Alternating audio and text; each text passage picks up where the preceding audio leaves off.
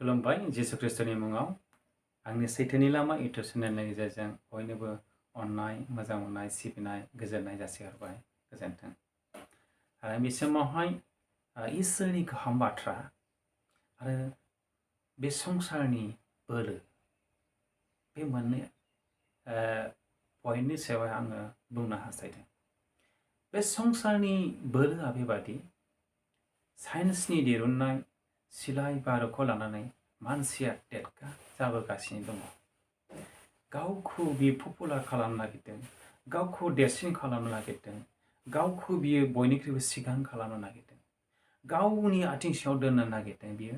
गावखौ बियो बयनिख्रुइबो देरसिन खालामनो नागिरदों बे संसारनि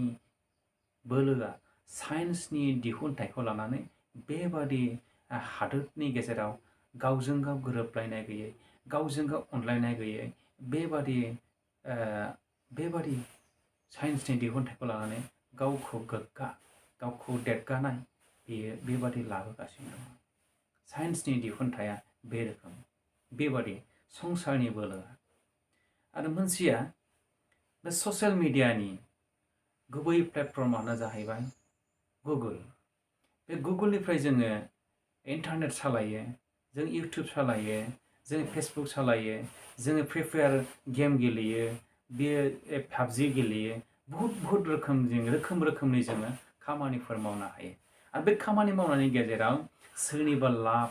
आरो सोरनिबा लस सोरनिबा जिबनाव जोबस्रांनाय सोरनिबा जिबनाव आसखान्था सोरनिबा जिबनाव लाजि फोनांजानाय बे ससियेल मिडियानि गेजेरजों बे रोखोम खामानि जाबोगासिनो दङ बे संसारनि बोलो बे साइन्सनि आबिष्कारनि गेजेरजों जोंनि सुबुं समाजाव बेबादि मोनसे जोंनि थाखाय जोबस्रांनायबो लानानै फैगासिनो दं फर एग्जाम्पल दिनैनि जोंनि इयुन गथ'फोरनि फरायनाय लिरनाय उन्दै गथ'फोरनि बेलायाव दिनैहाय गथ'फोरा फरायनाय टाइमावहाय पाबजि गेलेनाय गेम गेलेनाय नाना रोखोम गेम गेलेनाय बेबादि गेलेनायनि गेजेरजोंहाय टाइमखौ नस्थ' खालामबाय फरायनाय लिरनायफोरखौ जाल्दाब दोननानै बिसोरो गेमावसो गोसो होबाय बे गासैबो जोंनि सुबुं समाजनि जोंनि गथ'फोरनि देरनाय गियानावहाय जों फेदेरनायनि बेरेखा बे साइन्सआ जोंनि थाखाय बे बेरेखा जाबोगासिनो दङ बेनिखायनो जोङो स्टाडि खालामदो साफ्रोमबो सुबुं समाजनि मानसिफ्रा दैदेनगिरिफ्रा जों स्टाडि खालामदो बे रोखोम जाबोगासिनो दङ दिनै फरायनाय टाइमाव फराया लिरनांगौ टाइमाव लिरा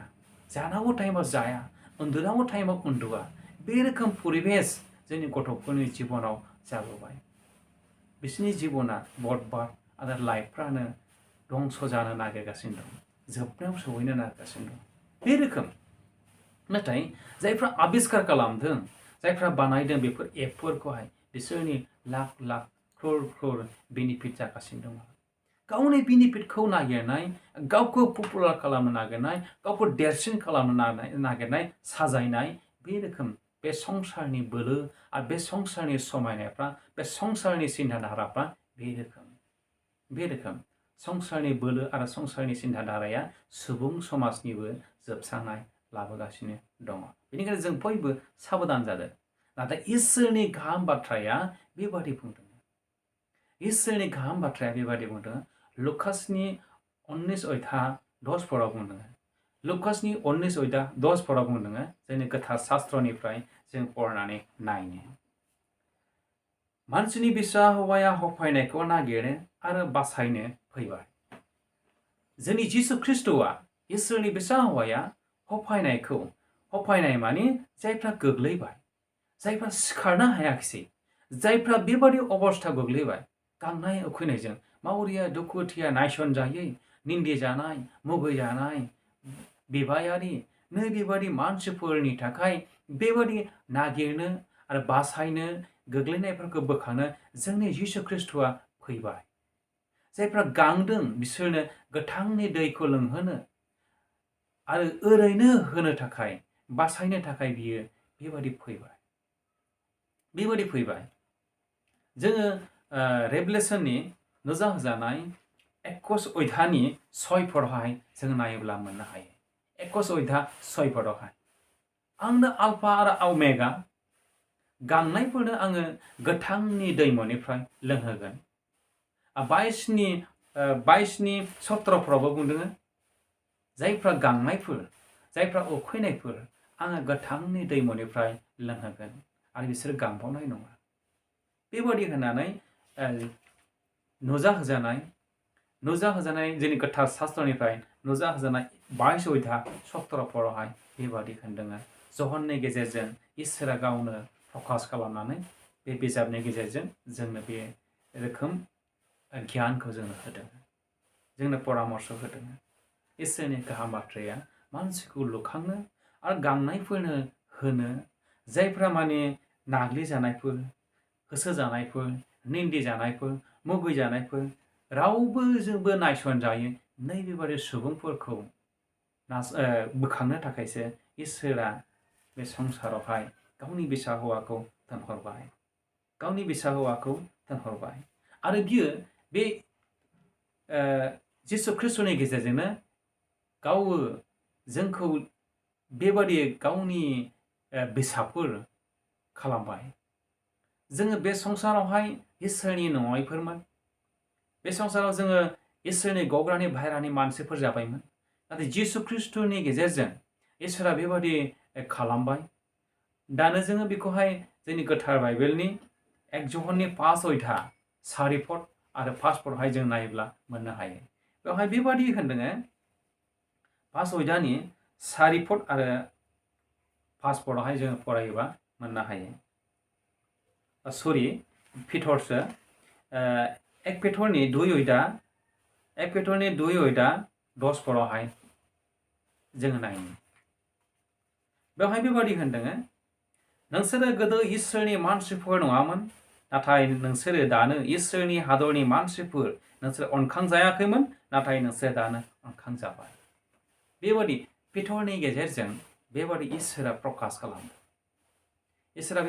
खालामदों नोंसोरो गोदो इसोरनि मानसिफोर नङामोन इसोरनि गग्रानि मानसिफोर नङामोन नोंसोरो दानो नोंसोरो अनखांजाबाय दानो नोंसोरो बोखांजाबाय दानो नोंसोर बासायनायखौ मोनबाय दानो नोंसोर इसोरनि नखरनि मानसिफोर जाबाय इसोरनि गग्रानि मानसिफोर जाबाय बेबादि जिसु ख्रिस्टनि गेजेरजों जोङो गुबै इसोरनि बेसादफोर जानो हाबाय नाथाय बे संसारनि मानसिफ्रा बे संसारनि बोलोआ गोग्लैनाय मेंनाय मोनजानाय मोनजायै हावरिया दुखुथियाफोरखौ बे संसारनि बोलोआ मालाबाबो अनसायाखै मालाबाबो नागिराखै मालाबाबो बिसोरो बेबादि अनसायनाय खामानिखौ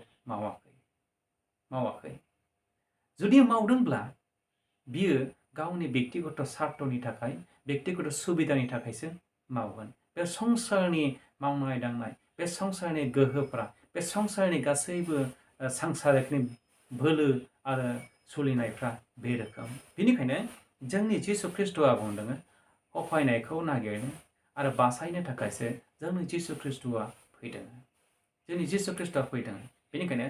साइन्सआ जोंनि सुबुं समाजनि बेरेखा लामाजों जोंखौ दैदेनलांगासिनो दङ बेनि थाखाय जों साबधान जादों जोंनि इसोरनि गाहाम बाथ्राया जोंनो जोबनो गैयै गोथांखौ होगासिनो दङ बेनि थाखाय जोङो हांग्रिदो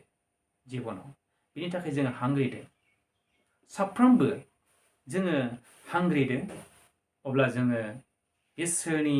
अनखांनायखौ जोङो मोनगोन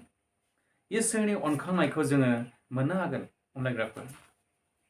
जोङो जुदि बे रोखोम खामानिखौ मावाब्ला इसोरनि खाथियाव जों थायाब्ला आरो इसोरखौ जों फोथायाब्ला इसोरखौ जों गिग्रा जायाब्ला बे संसारनि बोलोआ जोंखौ नस्थ' खालामगोन जोंखौ फोजोबस्रांगोन जोंखौ नस्थ' खालामगोन जोंनि न'खरफोरखौ जोंनि गथ' गथायफोरखौ बिसोरो सानफा एफा बिसोरो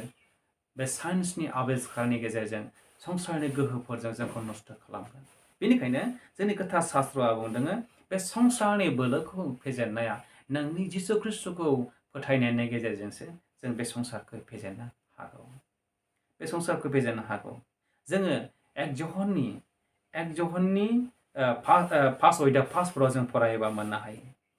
जिसुआ इसोरनि बिसा हौवा होननानै फोथायग्राया नङाब्ला सोर संसारखौ फेजेननो हागौ